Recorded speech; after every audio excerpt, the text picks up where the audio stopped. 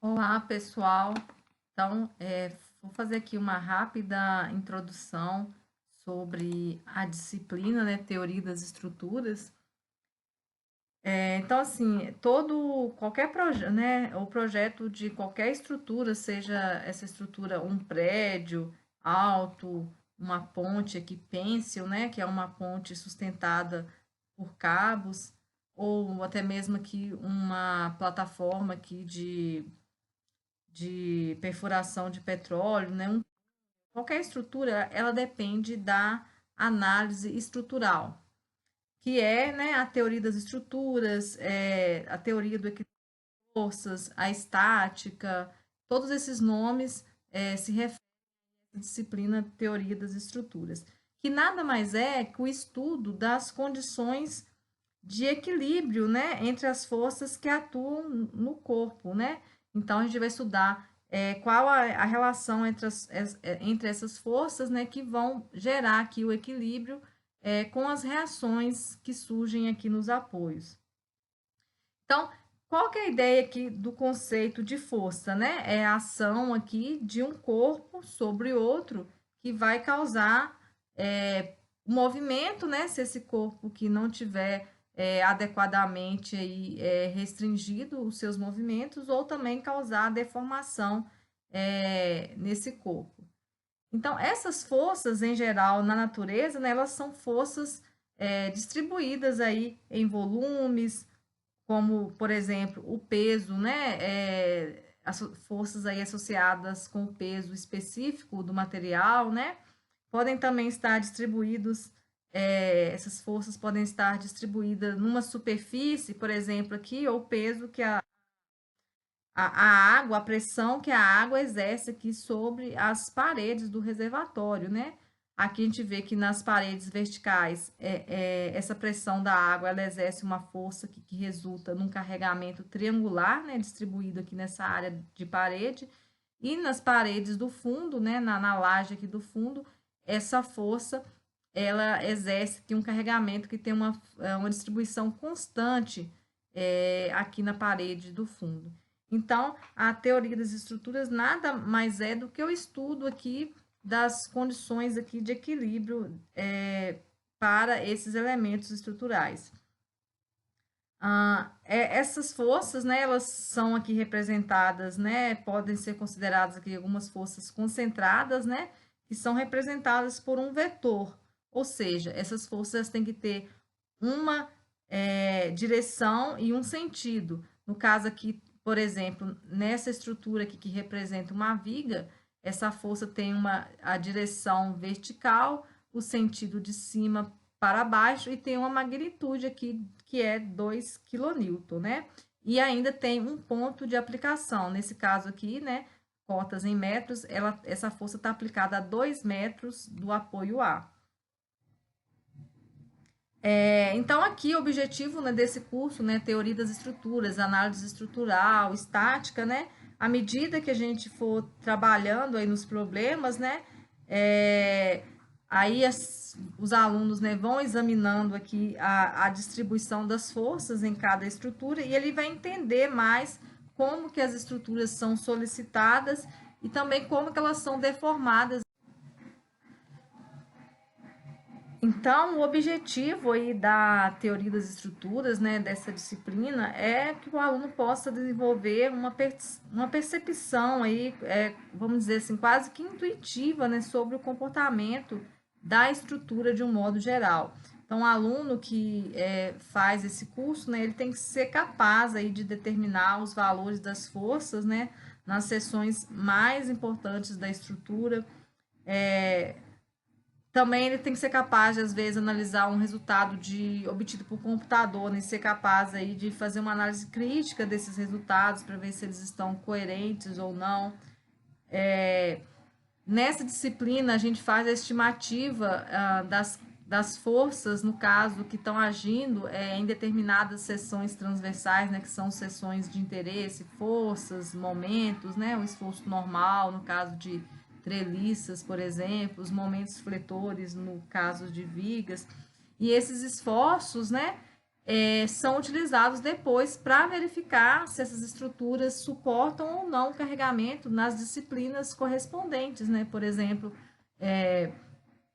na disciplina de concreto armado, disciplina de estrutura metálica, né? Disciplina de madeiras, estruturas de madeira, pontes, né? Entre outras. Então, essas disciplinas, né, são todas analisadas, é como se, né, fossem analisadas da mesma forma, só que o material de cada estrutura é diferente. E aí, cada norma técnica leva em consideração a diferença de cada material, né? Então, tem a norma técnica de concreto armado, a norma técnica de estruturas de madeira, a norma técnica de pontes, né? A norma técnica de estruturas metálicas, que vai definir aí os critérios de projeto para cada uma dessas estruturas. Então, no caso, né, a norma técnica específica aí de cada material aí que irá ser projetada a estrutura, né, tem aqui os parâmetros aí para o projeto de acordo com esse material. Então, o que são essas normas técnicas, né? São um conjunto aí de especificações e padrões que controlam aí tanto em relação à qualidade aí dos materiais, mas também nas questões de projeto, de cálculo estrutural, construção, né, de edificações, equipamentos, pontes, etc. Então, o objetivo das normas, né, é produzir estruturas seguras e econômicas para proteger o público, né, de materiais, de projetos ou de construções de baixa qualidade ou inadequados. Então, aqui temos aqui as principais normas aqui, né, que são usadas para edificações aqui de engenharia civil, né, a NBR 7190 de 1997, que é a norma de estruturas de madeira, a norma de estruturas de concreto, né, projeto de estruturas de concreto, a ABNT 6118, né, versão de 2004, e a norma de estruturas metálicas, a 8800, né, projeto aqui tanto de estruturas de aço, né, estruturas metálicas e também as estruturas mistas de aço. Aqui, né, só para ilustrar aqui alguns exemplos, né, desses materiais que eu citei ali das normas, né, então aqui nós temos uma estrutura aqui de cobertura de telhado, né, em madeira, as tesouras aqui, né, ou treliças, né, feitas de madeira que servem aqui de sustentação para esse telhado. Aqui um esqueleto aqui estrutural, né, as vigas, pilares de aço, ok? De um edifício aqui de estrutura metálica. Aqui a gente tem um exemplo de estrutura de concreto, né, estrutura moldada em loco, né, ou seja, concretada, né, aqui então concretada no local. E uma estrutura também de concreto armado, né, no caso aqui pré-moldada, né, esses elementos estruturais são feitos em fábrica, né, e são apenas colocados na obra, né, são posicionados e colocados aí conforme o projeto, reforçando um pouquinho disso, né, aqui mostrando também aqui a concretagem aqui de uma galeria de concreto armado, né, de uma estrutura aqui moldada em loco. Aqui a gente vê, né, da importância do engenheiro, né, porque ele tem que escolher aqui qual que seria, né, qual que será a forma estrutural, tanto pensando em termos do material, quanto também do elemento estrutural, né, qual que será a forma mais eficiente, né, mais econômica, e também na questão, pensar também na questão arquitetônica, né, da beleza, a forma mais atraente, né? E acho que a grande questão que o engenheiro trabalha é que ele tem que fazer esse projeto, fazer esse cálculo de uma estrutura que ela vai estar solicitada por cargas permanentes, né? Que seriam aqui cargas de peso próprio, e também por cargas variáveis, por exemplo, no caso de uma estrutura metálica, né, que é o próximo slide, por exemplo, os próximos slides, né, questão do efeito do vento, a questão, às vezes, isso aqui, por exemplo, se for uma estrutura que é de uma ponte, né, e tal, né, os veículos que vão transitar aqui por cima, né, então, assim, são cargas variáveis, né, e o engenheiro tem que se atentar para tudo isso. Aqui mais alguns exemplos, né, de estrutura de concreto armado, no caso aqui uma estrutura pré-fabricada, né, que a gente tem os detalhes aqui dos encaixes, né, da viga apoiando aqui nos pilares. Alguns outros exemplos aqui, né, da montagem aqui dessas estruturas pré-fabricadas. Um exemplo de estrutura metálica, estrutura de aço, né, que a gente tem alguns contraventamentos, né, eu falei da questão do vento, que ele é significativo aqui nas estruturas metálicas, né, então esse X aqui nessa estrutura são elementos aí de contraventamento para ajudar aqui a essa estrutura a resistir às cargas de vento. Aqui também a gente tem esses elementos aqui, né, diagonais aqui, que também são contraventamentos, né, é como se estivessem travando essa estrutura aqui, caso tenha vento aqui agindo aqui na lateral dessa estrutura, né. Aqui, então, se a gente analisar esse lado da estrutura, a gente tem um pórtico rígido, né, para esse lado, né? São pórticos rígidos. Aqui, nos elementos contraventados, são treliças, né? Portes, sistemas aqui treliçados. E aqui, só para ilustrar também, uma imagem aqui de estrutura de madeira, né? Aqui a gente tem uma situação que a gente tem um prédio, né? Com toda a sua estrutura, as vigas e as colunas feitas de madeira, ok? Então, uma estrutura aqui é bastante grande, né? Aqui tem um homem aqui transitando, então vocês têm uma noção do tamanho desse prédio, né? Aqui uma vista dele pronto, né? Aqui no caso tem as paredes, né, de vidro, né? De certa forma, deixando a estrutura de madeira aparente mesmo como um detalhe aí da arquitetura.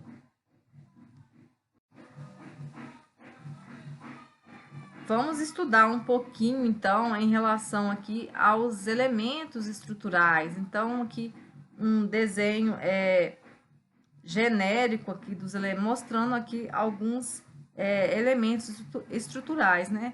Elementos aqui lineares, como, por exemplo, essa treliça, né?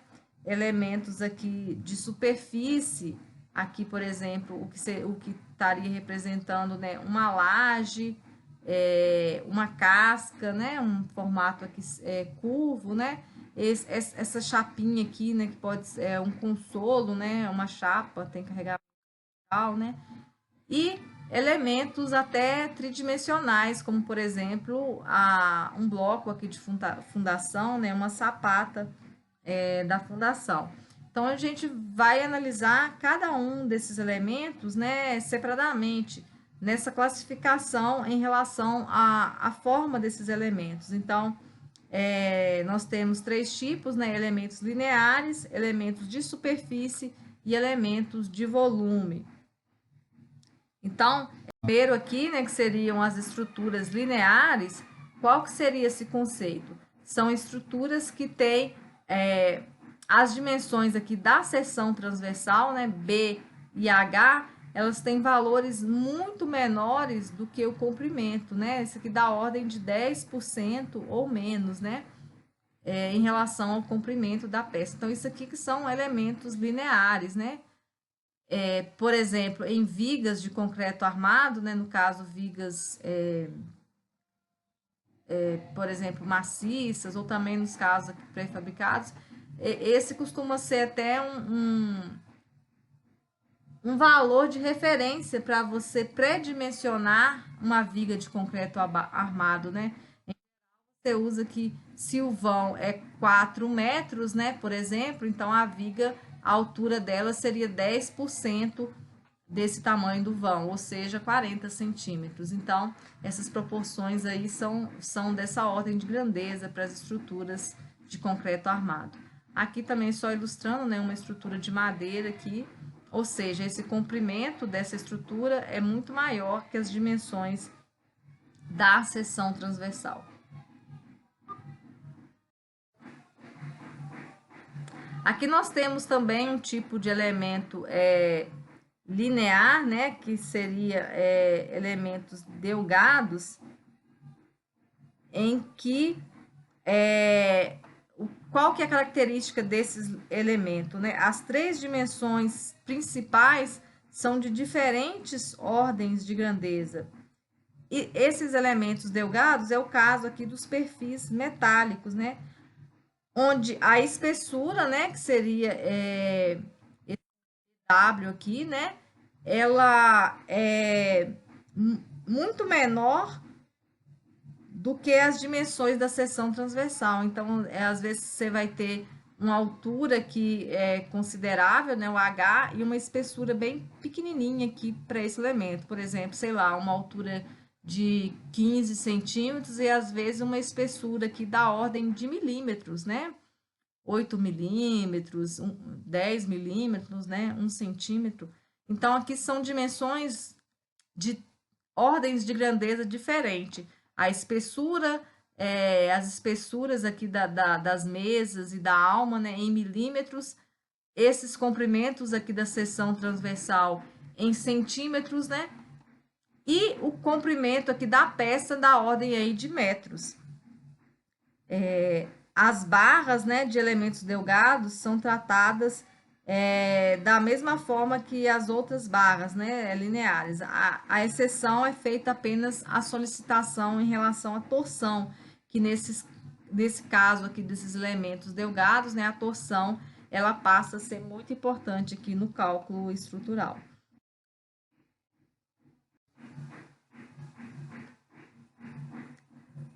O segundo caso aqui, né, dos elementos de superfície, a gente tem o caso aqui, então, o que seria placas, né, que você tem o carregamento atuando aqui nesse plano horizontal, né, do elemento estrutural, e a diferença das chapas, né, as chapas, o carregamento atua no plano aqui da estrutura, né, no eixo, vamos dizer assim, no eixo da estrutura, e aqui está atuando no plano horizontal. Nós temos aqui também as cascas, né, que são, na verdade, placas, mas em formato curvo. E aqui, né, mostrando aqui o que seria, né? A placa seria, no caso aqui, de uma laje, né? Uma laje aqui seriam trabalhando como se fosse uma placa.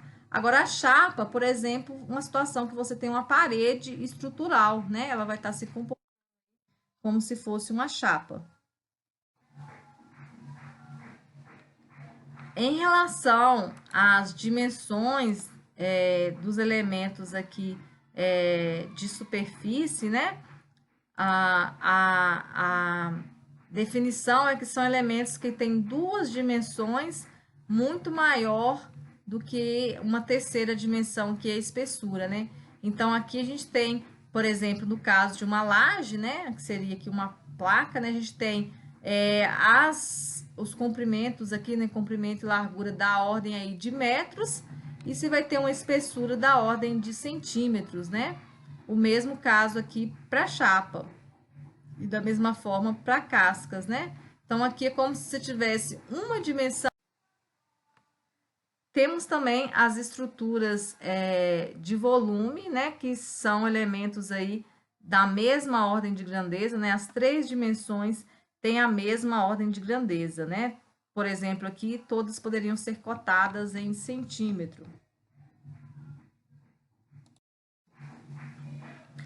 Em relação aos carregamentos, a gente pode classificar esses carregamentos, né, de acordo aqui com a forma de atuação ou com o tempo de atuação. Então, em relação à forma de atuação, nós vamos ter carregamento, ele pode ser concentrado, distribuído linearmente, né, distribuído aí ao longo de uma linha, ou distribuído aí superficialmente, né, ao longo aí sobre uma área, né, esse carregamento vai estar distribuído. Em relação ao tempo, ele pode ser um carregamento permanente ou um carregamento variável. Então, vamos ver aqui, ó, ilustrando aqui em relação a o que poderia ser aqui a estrutura de um prédio, como que seria esse carregamento em relação à distribuição dele, né? Então, aqui a gente tem um elemento, né, esses elementos aqui que estão aqui na horizontal, né, nesse plano horizontal, pode, trabalhando aqui como se fosse uma laje, né?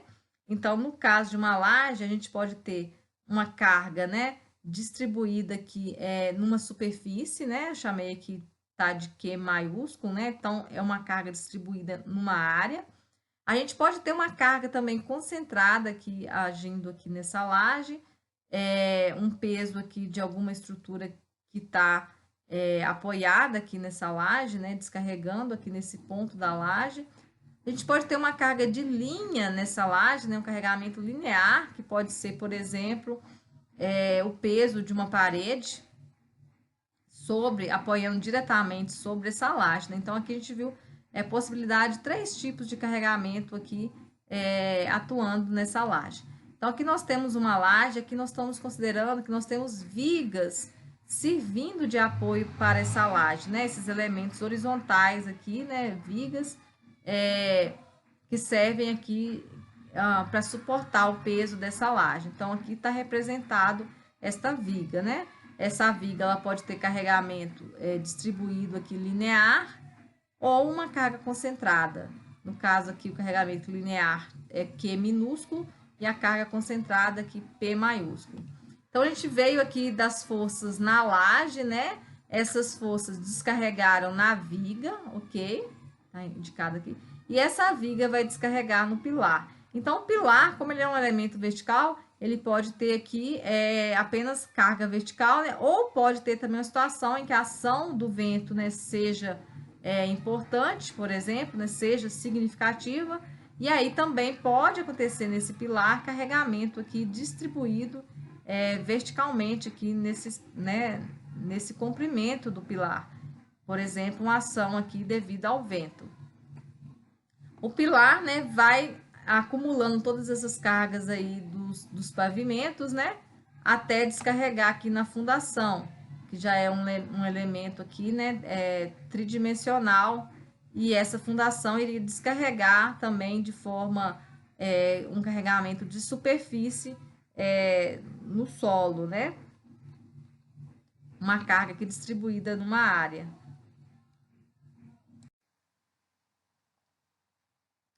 Ilustrando mais alguns exemplos aqui em relação aos carregamentos. Então, nós temos o carregamento concentrado. Então, aqui mostrando algumas situações de estruturas que é comum ter esse carregamento concentrado. Por exemplo, uma viga de transição. O que é uma viga de transição?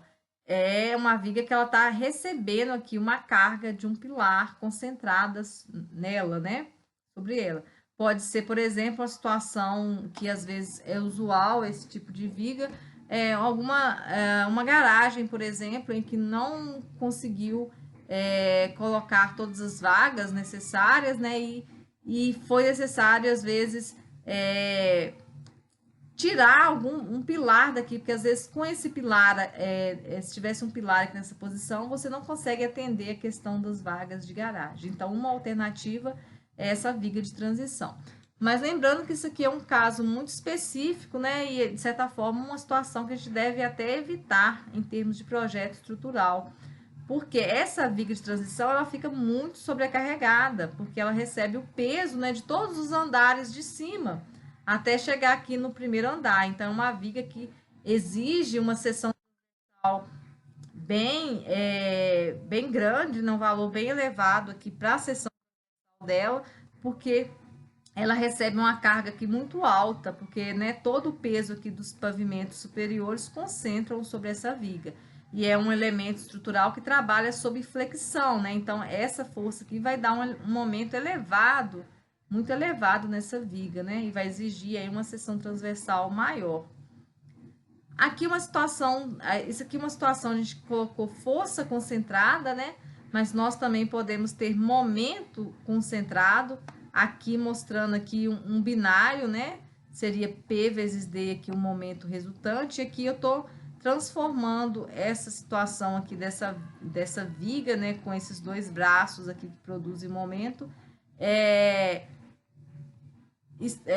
de forma, né, estrutural representada dessa forma. Então, a viga biapoiada e aqui tem um momento concentrado, que no caso o valor dele é P vezes D. Uma força concentrada aqui de um pilar, né, descarregando aqui num elemento aqui de fundação, né? Ou também uma situação aqui, uma viga descarregando aqui sobre outra, também é um caso aí que nós temos carga concentrada. Na realidade, essas cargas concentradas, elas são uma forma aproximada, né, que a gente trata as cargas distribuídas em áreas muito pequenas, né, comparadas aqui com as dimensões, né, do elemento estrutural, da estrutura. Então, na verdade, essa carga concentrada é como se fosse uma carga distribuída numa área aqui bem pequena, né? Aqui também nesses outros casos. Então, a gente consegue aproximar para considerar que a aplicação dessa força ocorre em um único ponto, né? A carga concentrada ela tem um ponto de aplicação dela. Então, isso é uma simplificação que a gente faz concentrando toda essa força no. Aqui um exemplo agora, né? Distribuído superficialmente, né? Só reforçando coisas que eu já falei anteriormente, né? Questão das lajes, né? De ter um carregamento distribuído superficialmente, peso aqui de revestimentos, né? Também está distribuído aqui em uma determinada área. Por exemplo, aqui os pesos de uma pilha de cimento sobre uma laje, né? Um peso variável, esse peso aqui, né? Uma carga acidental, porque você pode ter um momento em que vai estar o estoque máximo, né? Então, a laje estaria sobrecarregada ao máximo em relação a esse carregamento, mas você pode ter também uma determinada situação que, por algum motivo, né, não tenha nenhum estoque de material, ou seja, nesse caso seria um peso zero sobre esse carregamento. Então, ele é um peso, é uma carga acidental, né? Esse exemplo aqui do cimento. Uma carga variável, ela pode variar desde valor nulo até um valor máximo.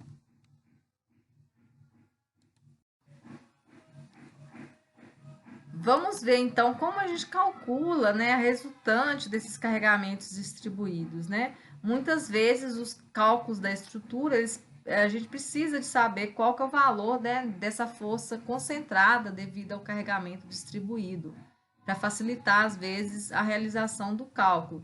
Então aqui nós temos exemplo de uma carga distribuída linearmente, né? Você observa aquela forma aqui em relação um formato retangular da distribuição dessa carga. Então, qual que seria a resultante desse carregamento, né? É um carregamento aí que ele vai ter unidade de força por distância, né? Quilonewton por metro, por exemplo. Então, a resultante seria essa área aqui desse retângulo. Então, se eu tiver um carregamento, por exemplo, que é 10 kN por metro, e aqui nós temos um comprimento de 5 metros, por exemplo, o valor de A, então essa resultante do carregamento seria 50 kN, que seria, né, o comprimento aqui, como se fosse a base, né, 5 metros, vezes a altura, que seria o valor do carregamento, que é 5 kN, 10 kN por metro, né, que eu dei exemplo. Então, 10 vezes 5, né, 50 kN. Então, eu concentrei essa força num único ponto. E qual seria, então, esse ponto, né? É o centro geométrico aqui, o centro de gravidade, vamos dizer assim, o centro geométrico do retângulo, que no caso é o centro aqui como se fosse aqui o centro do retângulo, né? Então, aqui seria A dividido por 2, né? Metade aqui do comprimento. Ilustrando alguns exemplos de carregamentos distribuídos linearmente, né? Alguns aqui eu até já falei, mas só para vocês entenderem. O peso aqui, né, da parede sobre essa viga, né? Vai ter uma distribuição aqui uniforme desse carregamento, né? Quilonewton por metro, por exemplo. Aqui uma laje, né? Uma planta de piso, que a gente está ilustrando aqui, pode ser de uma estrutura metálica, né? Tem perfil aqui em formato de I, né? Que é característico aí para estruturas de aço, né? Então, aqui nós temos uma planta de piso e temos a viga V1, né? que está apoiando aqui em pilares, né, de formato aqui do I. E nós temos vigas secundárias, V3 aqui, e V2, né, que estão também descarregando aqui nessa viga V1. Então, se aqui a gente tivesse, por exemplo, né, o peso aqui de uma laje, ela iria descarregar dessa forma aqui na viga V1, né? A gente tem aqui o peso próprio dessa viga V1 e teríamos também o peso aqui, na verdade não o peso, né? Nós teríamos aqui a força devido à reação de apoio dessas vigas V3, né? Reação de apoio aqui da viga V3 que estariam descarregando aqui na viga V1. Um outro exemplo de carregamento distribuído, mas nesse caso não é uma distribuição uniforme, seria o carregamento aqui triangular e trapezoidal. Então, aqui alguns exemplos, né? O peso, o empuxo, né, aqui do solo sobre aqui um muro de arrimo, né, tem uma distribuição triangular, né? Na base aqui desse muro, né, que vai estar mais carregado, né? Vai ter uma força maior aí atuando aqui na base desse muro, né? Então, um carregamento aqui de distribuição triangular. O peso também da água, né? A força aqui da pressão da água sobre as paredes do reservatório também é um carregamento aqui com distribuição triangular. Outra situação também é a questão aqui de escoramentos, né, em escavações. A gente tem também aqui, por exemplo, situação que talvez você tenha algum aterro por cima aqui dessa estrutura, né? E já vai dar o peso do aterro, já exerce aqui uma força constante aqui sobre essa estrutura e mais o peso do solo aqui que estaria solicitando aqui essa estrutura, no caso aqui disso aqui tá enterrado, vamos dizer assim, né? Estacionamentos aqui, né? Em subsolo e tal. Aí ficaria uma distribuição. Nesse caso do carregamento triangular, né, a resultante, então, vai ser a área do triângulo, né? Então, aqui nesse carregamento triangular, a gente tem uma força Q, uma carga distribuída Q, em quilonewton por metro quadrado. E como o formato aqui desse carregamento é triangular, a força resultante, né, seria Q vezes A, né, que é o comprimento aqui da base do triângulo, dividido por 2, né? Isso aqui é a área do triângulo, né? O ponto de aplicação dessa força é o centro de gravidade do triângulo. No caso aqui, esse centro de gravidade, né, é 1/3 aqui em relação à altura do triângulo. Então, essa distância aqui seria A sobre 3, ok? Que é o ponto. O mesmo raciocínio pode ser feito para o carregamento trapezoidal, né? A área aqui do trapézio, tá? E aqui o centro de gravidade aqui em relação ao trapézio. Mas talvez uma forma mais simples de fazer esse carregamento trapezoidal é a superposição dos efeitos, porque o que é o trapézio? O trapézio, na verdade, é um retângulo mais um triângulo. E esses dois carregamentos aqui a gente já viu como que são calculados, né? Tanto em relação aí a resultante, como também o ponto de aplicação dela, né? Então, é mais fácil, às vezes, somar esses dois efeitos. Aqui nós temos um exemplo, né, de um carregamento distribuído, né? Por exemplo, aqui um carregamento devido à carga, uma carga de neve, e ele tem aqui, nesse caso aqui, né, uma distribuição parabólica, né? O formato aqui da curva que define esse carregamento é uma parábola. Então, nesse caso, para a gente achar a resultante desse carregamento, né, a força concentrada resultante desse carregamento, a gente tem que achar a área aqui abaixo dessa curva, né?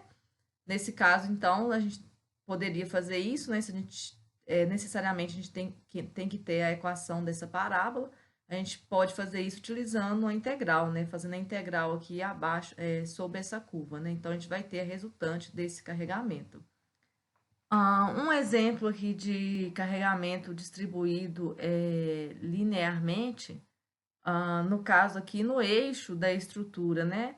Nos outros exemplos, a gente viu o carregamento distribuído ao longo do comprimento da estrutura, né? Nesse caso aqui, é uma carga agindo axial aqui no próprio eixo da estrutura.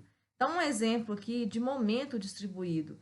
Nós vimos anteriormente, né, uma situação de momento concentrado, né? Uma única força momento agindo num determinado ponto. Agora aqui nós temos uma carga de momento distribuída aqui ao longo do comprimento desse elemento estrutural. Aqui, por exemplo, a gente tem uma situação de torção, né? Essa viga que recebe o peso dessa laje que está apenas engastada nessa viga, né? Uma laje em balanço, isso aqui é uma estrutura comum aí, né? Em sacadas, né? De edificações. Então, o que que acontece? O peso dessa laje, né, tende a girar essa viga no sentido do seu eixo, né, produzindo aí uma carga, uma força de torção. Então, nesse caso, que ao longo dessa viga AB, a gente vai ter um carregamento de torção distribuído, né, como se fosse um carregamento aí de momento distribuído, que está ilustrado aqui nessa figura, né? Então, aqui a gente tem uma estrutura, né, tridimensional, vamos dizer, colocar dessa forma, né? Por isso que está até desenhada aqui, ó, como se fosse uma perspectiva, né, uma visão aqui 3D. Nós temos uma situação também de carregamento distribuído aqui, ó, ao longo aqui da barra, né, o peso próprio da barra. Se eu quisesse considerar o peso próprio dessa barra engastada aqui e pela ação da gravidade, né, esse peso ele vai aumentando aqui ao longo do comprimento da barra, né? Também é uma situação aí de carregamento distribuído. E aqui as cargas acidentais, né, ou carregamentos variáveis, né? Então, são situações em que esse carregamento ele pode ser às vezes zero ou pode ter um valor máximo. Por exemplo, a carga que esse mapa aqui está ilustrando, né? A carga aqui devido ao vento, né? Velocidades aí do vento em todas as regiões aqui do Brasil. Então, a partir dessa velocidade do vento, a gente consegue estimar qual a força, né, de vento que vai estar agindo aqui numa estrutura que está sendo projetada para essa região. Aqui, então, né, temos a NBR 6123, que é a norma que determina aqui o cálculo de forças devido ao vento. A gente pode ter uma situação, então, né, para uma carga de vento em que o valor dela vai ser zero, ou seja, não está ventando, e pode ter uma situação que o valor dela vai ser máximo, quando tiver um vento muito forte ali agindo nessa estrutura. As cargas móveis, né, as cargas de veículo, né, também aqui são importantes, né?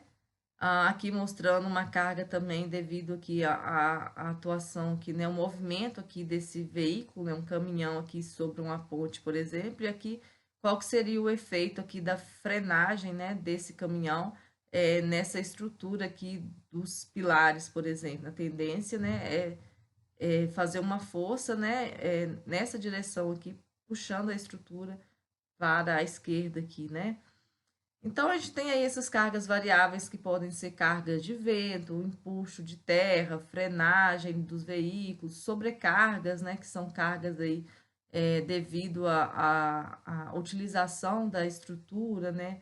Por exemplo, se você vai projetar uma edificação, dependendo da função dessa estrutura, se vai ser uma estrutura, né? Uma casa, uma edificação residencial, uma edificação comercial, uma área industrial, né? Você tem utilizações diferentes para essa estrutura e as cargas de sobrecargas também são diferentes. Cargas, por exemplo, de terremoto, de neve, né? Todas essas cargas são cargas aí variáveis, cargas acidentais. Só ilustrando aqui mais um exemplo, né? Aqui, por exemplo, uma situação aqui de uma laje de concreto, né? Apoiada aqui, né? Em vigas, quatro vigas aqui contornando essa laje. Então, nesse caso aqui, nós estamos considerando que todas essas quatro vigas estão recebendo aqui o peso igual desta laje. Então, se você fizer essa análise, aqui nós temos que teríamos uma distribuição triangular desse carregamento nessa viga, né? Porque é como se fosse apenas essa porção dessa laje está descarregando nessa viga. Então, ficaria um carregamento dessa forma. Em geral, né, a própria norma brasileira permite isso, né? A gente considera isso aqui, a gente calcula, né, qual que seria esse carregamento total e considera ele distribuído uniforme ao longo dessa viga, né, para facilitar os cálculos. Essa aqui também é uma situação desse caso. Nesse caso que realmente a distribuição é uniforme, porque a gente está considerando que todo o peso dessa laje está sendo recebido apenas pelas vigas B1, né?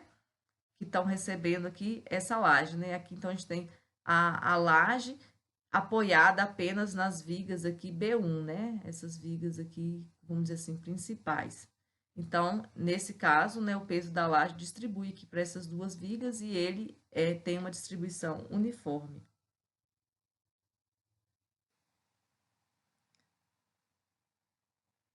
As estruturas de engenharia, né, elas podem ser consideradas como um sistema tridimensional, né, complexo, né, composto aí pelos elementos estruturais que formam, né, essa estrutura. Por exemplo, as vigas, colunas, lajes, paredes, contraventamentos, etc. E todos os elementos estruturais aí que compõem essa estrutura. Em geral, o que acontece, né? É difícil você fazer um cálculo da estrutura considerando que ela é tridimensional. Em geral, a gente faz a análise simplificando e considerando a estrutura como bidimensional, né? Ou seja, uma estrutura plana, né? Que você consegue. O que é uma estrutura que a gente calcula no plano, né? Você consegue desenhar num plano a estrutura juntamente com os carregamentos que estão agindo nela, você desenha num único plano, né? Então, uma estrutura plana, vamos dizer assim, um cálculo aí bidimensional, né? Você vai conseguir fazer o cálculo com apenas os dois eixos, né, que definem esse plano.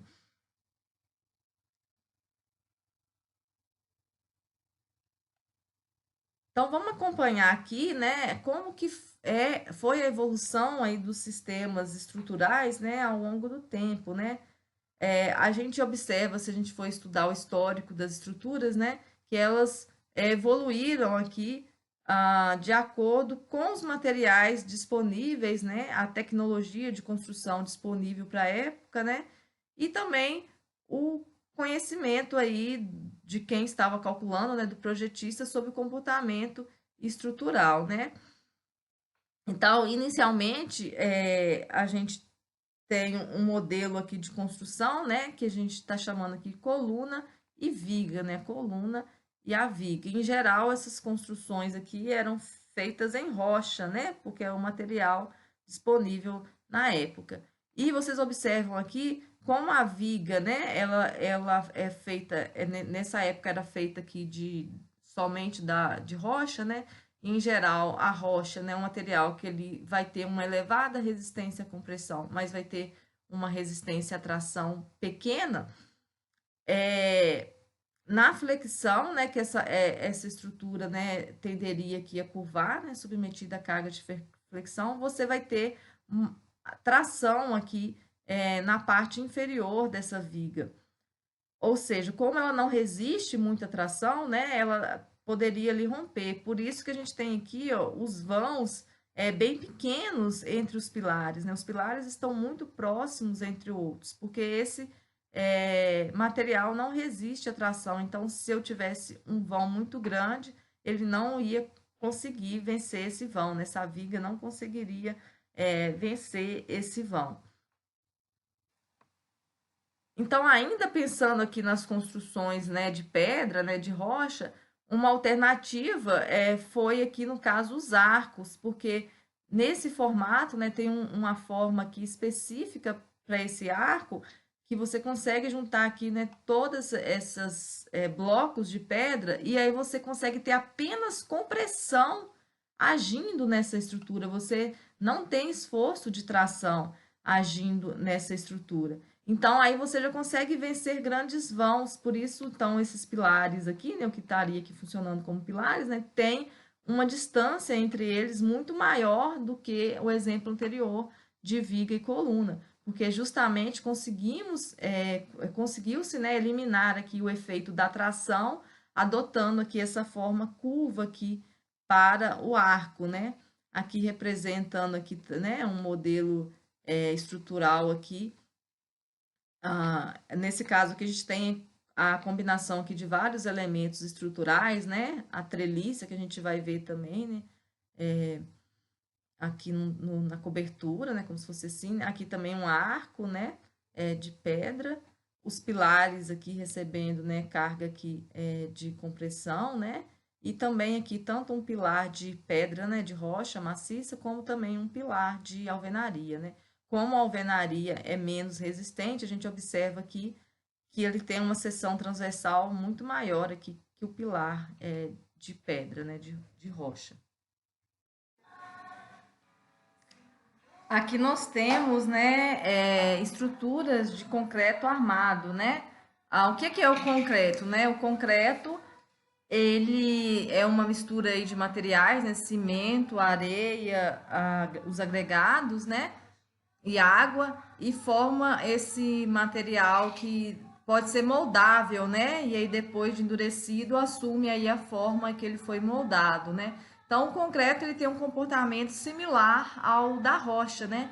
Ele tem elevada resistência à compressão e baixa resistência à tração.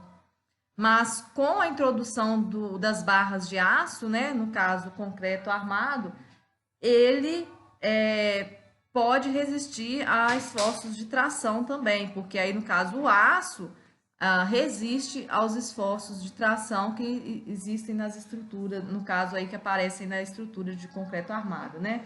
Então a adição das barras de aço no concreto permitiu aos engenheiros transformar o concreto simples, né, que era um material frágil como a rocha, em elementos estruturais resistentes, né, e maleáveis.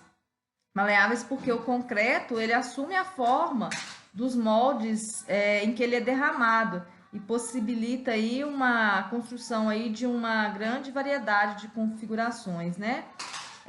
As paredes de concreto, né? Elas são as estruturas de concreto, no caso, né? As estruturas de concreto elas são monolíticas, né? Porque elas concreto aqui no caso é moldado no local, como essas duas imagens aqui.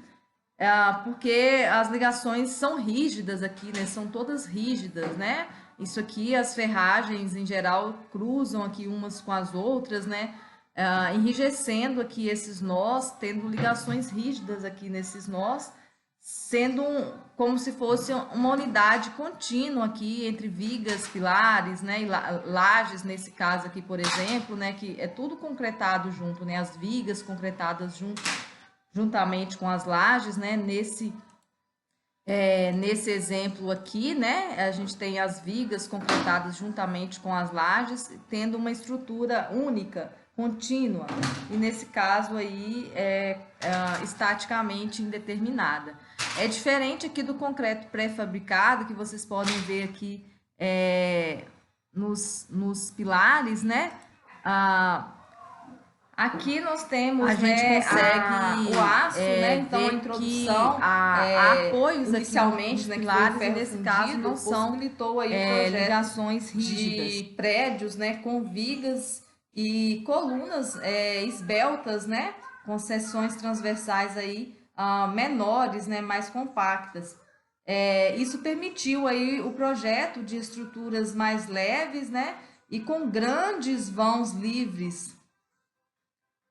As paredes, né, resistentes e maciças e de dimensões maiores, né, que eram exigidas para a construção de alvenaria tradicional, né, não são mais necessárias aqui agora na construção, aí, utilizando as estruturas de aço.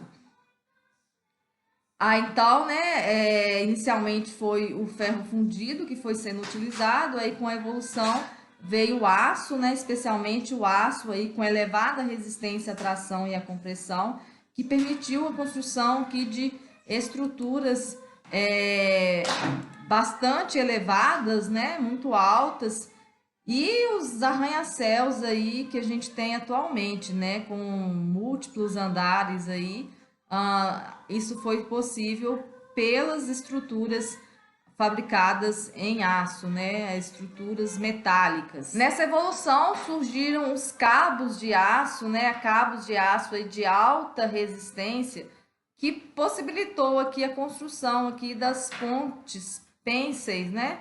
No caso aqui são pontes que são sustentadas por esses cabos de aço, né? Aí aqui a gente tem alguns exemplos, né, dessas pontes, dessa exemplo aí de ponte pênsil. E arquitetonicamente também, né, fica uma estrutura aí, estruturas muito bonitas, né? Aqui nesse caso, aqui nessa imagem, a gente tem um pilar central de concreto, né, que distribui aqui a força que no caso do tabuleiro da ponte, né, tá sustentado, o peso aqui, né, do tabuleiro da ponte tal, sustentado aí por esses cabos de aço que estão aqui presos no pilar central. Vamos agora aprender um pouco sobre os esforços internos na estrutura, né? Ao longo dos slides, talvez eu já tenha falado alguma coisa sobre esses esforços, mas agora a gente vai entender isso de uma forma mais detalhada. Então, um dos esforços que age sobre a estrutura é o esforço normal. Por que normal, né? No caso, é um esforço que age ao longo do eixo da estrutura. Tem a mesma direção aqui do eixo da estrutura, né? As forças têm direção aqui paralela ao eixo longitudinal da estrutura e perpendicular à seção transversal. Então, esse plano aqui que a gente está mostrando no corte é a seção transversal. Então, a força, ela age perpendicular à seção transversal. Por isso, é esforço normal, né? Normal na ideia aí de forma um ângulo de 90 graus com a seção transversal. Esse tipo de esforço ele vai produzir apenas alongamentos ou encurtamentos no elemento estrutural, no sentido aí longitudinal do seu elemento estrutural. Então, aqui a gente está ilustrando, em geral, a convenção de sinais, né, estabelece que um esforço normal de tração ele é positivo, né, porque ele produz um alongamento da seção transversal, e o esforço normal de compressão, que é essa representação aqui, produz um encurtamento da seção transversal, sendo na convenção de sinais considerado aí um esforço Temos negativo. Também um esforço cortante. Nesse caso, ele já age paralelo à seção transversal, né, que é esse corte que está aqui. A força está sob a seção transversal. E ele age perpendicular, né, ao eixo aqui longitudinal. Então, aqui esse tracejado é como se fosse o eixo longitudinal desse elemento estrutural e a força age perpendicular a esse eixo, estando aqui em relação à seção transversal, paralelo à seção transversal, né? Ele age na face aí do elemento estrutural. Qual que é o tipo de efeito que esse esforço produz? Ele age no sentido de fazer deslizar uma seção transversal sobre a outra, fazendo aí como se fosse realmente um esforço de corte nessa seção transversal. A tendência é separar uma seção transversal da outra, né? Como se estivesse cortando a seção transversal. Por isso é o nome de esforço cortante, né? Ele produz internamente, nesse elemento estrutural, tensões de cisalhamento, né? Porque tende a cisalhar a seção transversal, separar uma seção transversal da outra, dando um deslizamento aí nessa seção, um deslizamento de uma face da seção transversal em relação à outra. Qual que é a convenção de sinais adotada? O cortante que tende a girar a seção transversal no sentido horário é o cortante positivo, que está representado aqui pelas setas azuis, né?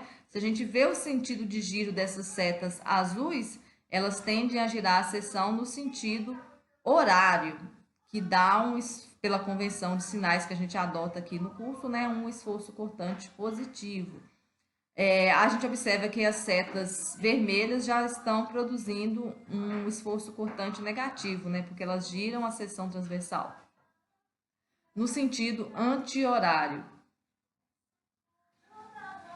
Agora, o esforço de momento fletor é o esforço aí que atuante aí que age, né, na tentativa de fletir, dobrar ou girar mesmo esse elemento estrutural, né?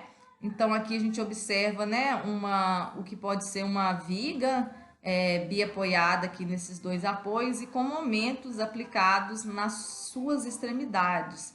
Então esse momento tende a curvar essa viga, né, dobrar essa viga nessa trajetória aqui pontilhada que está representado aqui de branco nessa estrutura.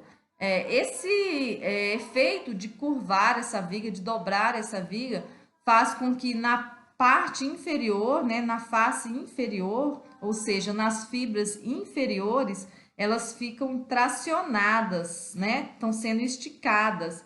E nas fibras superiores, aqui na parte de cima, elas estão sendo comprimidas, estão sendo aqui encurtadas, né? Então, o efeito do momento fletor, nesse exemplo aqui, ele está causando tração nas fibras inferiores e compressão nas fibras superiores, né? Então, isso aí é característico do momento fletor, né? Ele sempre vai atuar em relação à seção transversal, né? Produzindo aí, às vezes, tração numa parte do elemento, compressão na outra face aí do elemento. A convenção de sinais aqui para momento positivo, né, essa representação que está aqui, é quando o momento produz tração nas fibras inferiores, conforme está representado aqui. Então, esse momento aqui é um momento que a gente considera aqui para a convenção de sinais, para traçar o diagrama de momentos fletores, ele é um momento positivo. Nós temos também, a gente falou de momento fletor, mas também a gente pode ter momento torsor. E momento torsor, ele torce, gira nessa estrutura ao longo do eixo longitudinal. O momento fletor, o giro, pode acontecer em um eixo perpendicular ao eixo longitudinal. Nesse caso aqui, né? Então, aqui, por exemplo, nós temos o eixo longitudinal, o eixo X. Então, os momentos que estão em torno do eixo X vão ser momentos torsores. E aqui, se a gente tivesse momento em torno do eixo Y ou momento em torno do eixo Z, esses momentos vão ser momento fletor, vai dar flexão na peça. Então, aqui, a convenção de sinais é parecida com a convenção de esforço normal, né? Se a direção aqui do momento, a gente está representando por duas setas, né? Tiver no eixo X, né? Aqui no caso, saindo do eixo X, seria um momento torsor positivo. E entrando aqui no eixo X, seria momento torsor negativo. Aqui, então, recapitulando essa convenção de sinais, né? Isso aqui vai ser utilizado para traçar os diagramas de esforços solicitantes, né? O DES. Então, a gente tem aqui a convenção de momento fletor, né? Positivo, né? Tende a curvar as fibras inferiores. Esforço cortante positivo tende a girar a seção transversal no sentido horário. E esforço normal positivo, né, que é essa representação aqui, quando produz esforços de tração no elemento estrutural. Agora a gente vai entrar aqui num conceito relacionado a graus de liberdade. O que é grau de liberdade? É o número de movimentos rígidos possíveis aí, independentes que um corpo pode executar. Então, o que é a ideia aí de corpo rígido, né? É quando as deformações aí que esse corpo sofre não altera significativamente a natureza do problema que a gente está analisando, né? Quando as deformações não são tão significativas e o cálculo da estrutura pode ser feito considerando que ela está na condição indeformada, né? Totalmente alinhada e reta, igual a gente desenha aí na representação estrutural, né? Então, nesses casos, os corpos podem ser considerados como corpos rígidos, né? Isto é, eles suportam aí forças sem se deformar aí significativamente. Então, o grau de liberdade, né, graus de liberdade, são o número de movimentos rígidos e possíveis e independentes que um corpo pode sofrer. E quantos movimentos um corpo pode sofrer? Se a gente fizer uma análise aqui no espaço, né, que é essa ilustração aqui, considerando os três eixos aí do espaço tridimensional, a gente pode pensar o seguinte, para a gente não esquecer desse número de movimentos aqui do corpo. Se a gente pensa no planeta Terra, o planeta Terra tem dois tipos de movimentos, né? Translação e rotação. Similar ao comportamento da Terra, também os materiais, né? Os elementos estruturais aqui vão ter também dois tipos de movimento, né? Vamos chamar assim de translação, que seriam os deslocamentos, né? Que ele pode sofrer, e os giros, né? As rotações. Então, o elemento pode sofrer deslocamento ao longo dos três eixos, né? Ao longo aqui do eixo X, do eixo Y e do eixo Z, e pode girar também em torno desses três eixos, em torno do eixo X, em torno do eixo Y, em torno do eixo Z. Então, no espaço, um elemento estrutural pode sofrer, ele pode ter aí 6 graus de liberdade, 3 translações, né, em X, Y e Z, e 3 rotações em X, Y e Z. Agora, quando a gente analisa no plano, esse elemento estrutural ele já diminui aí esses graus de liberdade pela metade. Então, no plano, os elementos estruturais têm apenas 3 graus de liberdade. Por exemplo, no plano XY, ele vai ter 2 translações, né, no X e no Y, e uma rotação em torno do eixo Z. Se eu tenho um elemento aí ilustrado no plano ZY, ele vai ter 2 translações, que seria Z e Y, e uma rotação em torno do eixo X.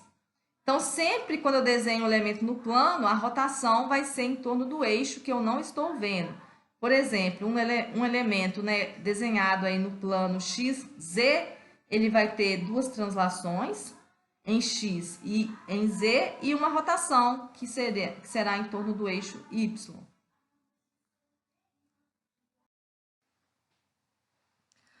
Vamos aprender um pouco agora sobre os apoios, né, ou vínculos, que são elementos aqui que vão restringir os graus de liberdade da estrutura. Isto é, né, eles vão restringir os movimentos de corpo rígido do elemento estrutural, né?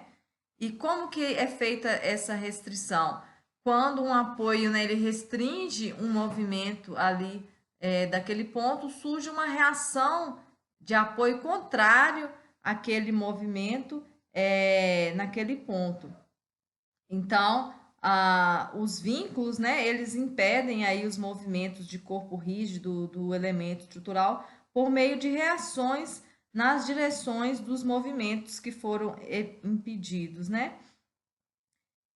Esses vínculos também eles têm a função, às vezes, de ligar os elementos que compõem a estrutura e transmitir aí as cargas ou forças, né? Então, aqui, só para a gente ilustrar, o primeiro tipo de apoio que a gente vai estudar, né, é o apoio de primeiro gênero ou apoio móvel. A gente vai representar aqui de uma forma aqui mais geral nessa estrutura. Então, aqui nós temos uma estrutura que pode ser uma viga, simplesmente que é apoiada em 2 pontos. Então, nessa condição aqui de carregamento, né, de cima para baixo, quando esse carregamento é aplicado, né, tendendo a movimentar esse elemento aqui, né, de cima para baixo, o que acontece? O apoio reage contrário a essa tendência de movimento, impedindo esse movimento aqui do elemento estrutural e reage transferindo nesse ponto uma reação contrária aqui de baixo para cima. Nesse caso, esse tipo de apoio, ele está restringindo apenas o deslocamento vertical, né? Que seria, no caso, impedindo o movimento na direção normal aqui, perpendicular, né, ao plano desse apoio. Então, é essa representação aqui, né? É, essa representação, né, com esse triângulo e essas duas linhas aqui abaixo do triângulo, né? Então, esse apoio é um apoio de primeiro gênero, ele impede o movimento perpendicular aqui ao plano do apoio, mas ele permite os outros movimentos, permite o deslocamento horizontal e permite também a rotação nesse ponto. Então, essa estrutura aqui, a gente observa que ela está equilibrada apenas para a condição desse carregamento de cima para baixo. Porque se eu tiver uma carga horizontal, esse apoio não impede o deslocamento horizontal, ele permite o movimento aqui na direção horizontal, na direção paralela ao plano do apoio. Ou seja, se eu tiver uma carga horizontal, esse movimento na horizontal não está impedido, então essa estrutura iria se movimentar aqui na horizontal e desta forma, nessa condição aqui, ela não está em equilíbrio, né? Não está estável. É uma estrutura que a gente chama de hipostática. Aqui tem algumas representações para esse tipo de apoio, né? Também que vocês podem encontrar aí na literatura, mas a mais comum é essa e é a que a gente vai adotar aqui ao longo do curso. Aqui também, né, outras estruturas aqui, simbologias que representam esse apoio, que restringe apenas o movimento vertical, mas permite aqui o giro, né? Aqui até mostrando uma estrutura aqui girando, e permite também o deslocamento horizontal. Segundo gênero. Então, aqui o apoio de segundo gênero, né, ou o apoio fixo, ele já impede dois movimentos, né? Por isso que segundo gênero, né, impede aqui dois movimentos. No caso, ele impede o movimento na direção perpendicular aqui, né, na direção normal ao plano do apoio, impede também o movimento na direção paralela ao plano do apoio, né? E permite a rotação. Então, por exemplo, aqui representando essa estrutura aqui bem simples, né? Agora aqui com carregamento de cima para baixo e um carregamento da esquerda para a direita. Observa agora a diferença aqui desse ponto, né? Tem um dente aqui agora segurando as forças horizontais. Então, o que que acontece? Quando eu aplicar a carga vertical de cima para baixo, esses dois apoios vão reagir, né? Impedindo aqui a movimentação desse corpo, e eles vão reagir com uma força contrária de baixo para cima, né? Restringindo aqui o movimento vertical nesses dois pontos que eles estão aqui. Quando eu aplicar essa força da esquerda para a direita, esse apoio aqui, né, que está representado como se fosse um dente aqui, ele vai segurar essa tendência aqui de movimento horizontal aqui desse corpo, né, desse elemento estrutural. Como que ele segura? Produzindo uma reação aqui contrária à tendência de movimento desse corpo. No caso, então, uma reação da direita para a esquerda, né? A representação esquemática desse apoio, né? Essa representação aqui, né? Um triângulo com uma linha horizontal e essas várias achuras aqui, né? Essa aqui é a representação mais comum. Também, às vezes, em algumas situações, como, por exemplo, pilares, né? Às vezes a gente representa dessa forma aqui. Aqui, então, né? Mostrando esse apoio, né? Um apoio aqui de segundo gênero. Está impedido o movimento vertical nesse ponto, está impedido o movimento horizontal, mas pode girar, né? Aqui então está mostrando até esse elemento estrutural com um pequeno giro aqui. O terceiro tipo de apoio, né, o mais comum, é o apoio de terceiro gênero, ou engaste, ou engastamento. Esse apoio, no caso, ele impede os três movimentos de corpo rígido que você tem, né, numa estrutura bidimensional, uma estrutura aqui no plano, que é esse caso, né? Então, ele vai impedir o deslocamento o deslocamento perpendicular ao plano do apoio, né, que seria o deslocamento vertical. Vai impedir o deslocamento paralelo ao plano do apoio aqui no caso, aqui, né, esse apoio está desenhado na vertical, né, então, quando ele impede o deslocamento perpendicular ao plano de apoio, no caso, ele está impedindo o deslocamento horizontal, né, então surge aqui uma reação de apoio. O deslocamento paralelo ao plano do apoio, no caso, nesse caso, seria o deslocamento vertical, né, então surge uma reação vertical RV, e ele também impede o giro. Quando eu aplico essa força aqui nesse elemento estrutural, ele tende a curvar dessa forma aqui, mas esse ponto aqui, exatamente nesse ponto que está o engaste, ele está impedido de curvar, porque esse engaste aqui, né, ele abraça esse ponto aqui da estrutura, e quando ela tenta curvar, isso aqui segura a tendência de giro dela, produzindo um momento contrário à tendência de giro, né? Então, essa força tenderia a girar essa estrutura no sentido anti-horário. Então, aparece aqui um momento no sentido horário, anulando essa tendência aqui de giro da estrutura.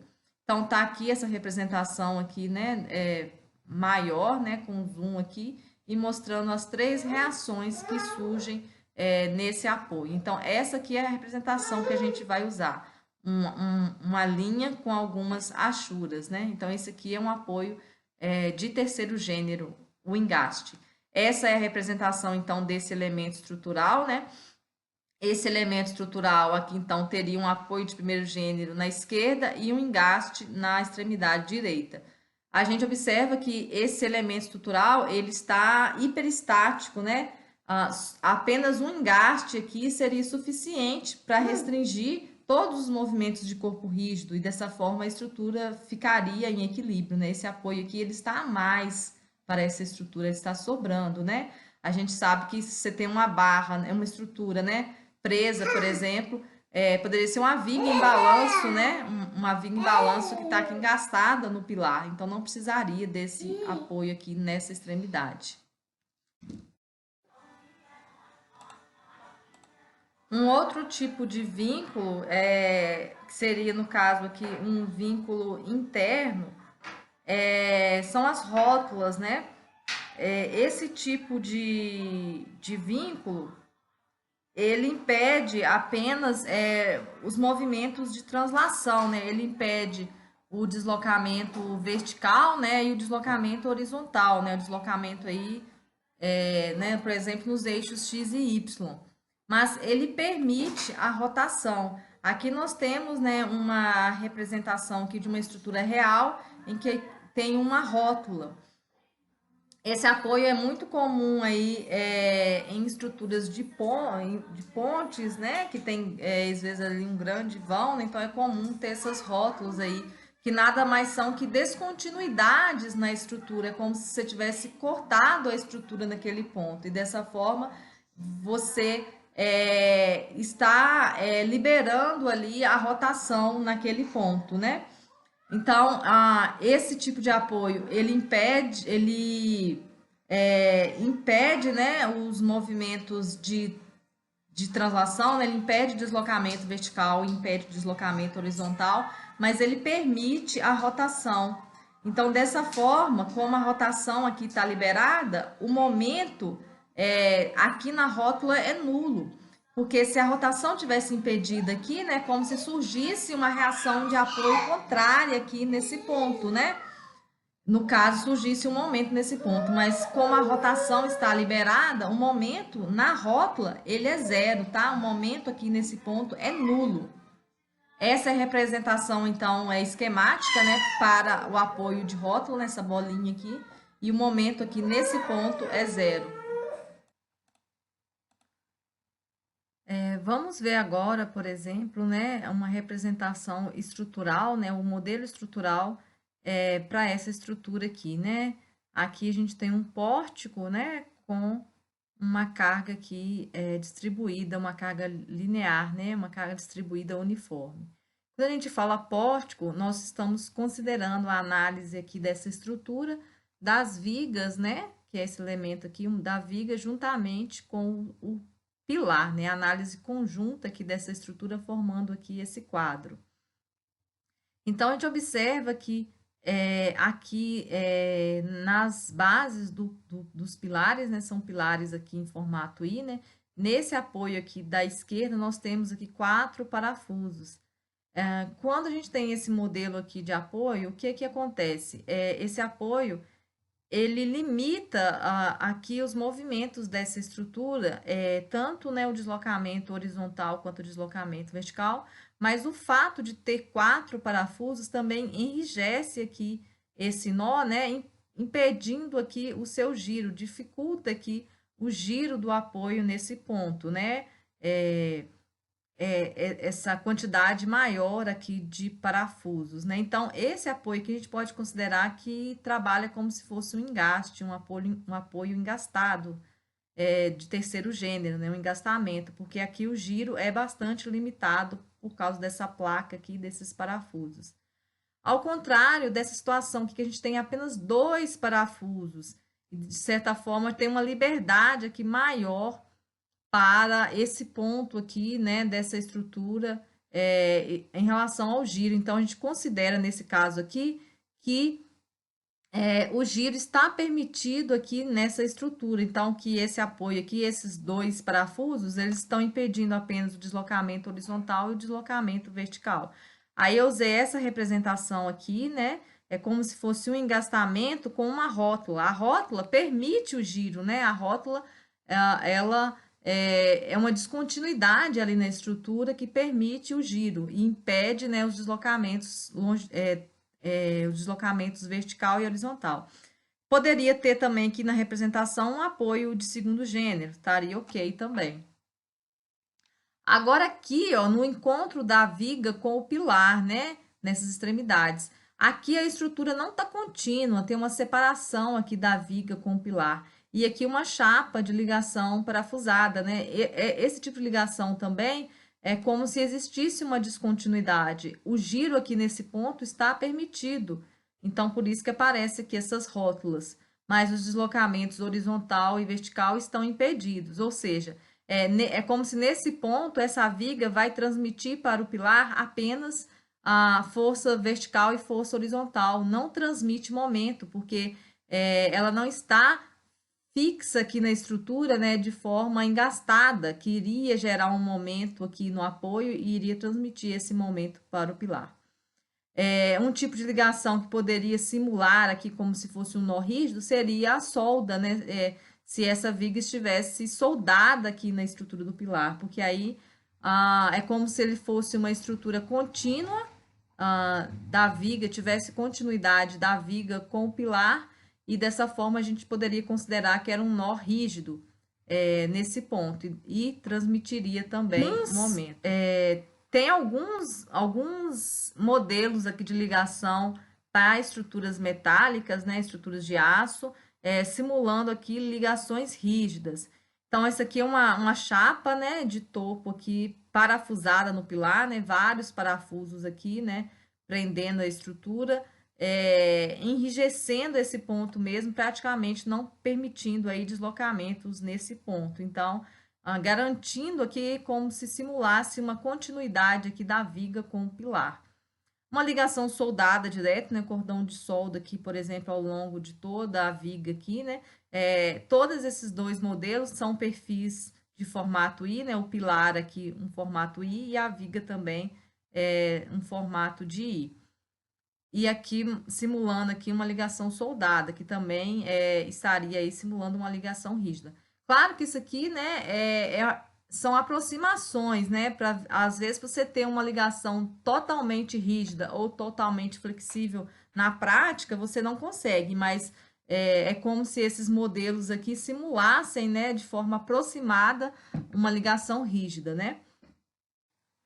Ligações aqui flexíveis entre vigas e pilares aqui também de perfil I. Aqui nós temos uma vista longitudinal, né? Eu estou vendo aqui lateralmente, né, a viga e o pilar, e aqui é como se eu estivesse vendo de cima, né? Então, esse aqui é um perfil I do pilar. Se eu visualizar isso aqui de cima, eu vou enxergar o I, né, do pilar certinho, e a viga eu vou enxergar apenas essa parte aqui da mesa superior, que está representado aqui.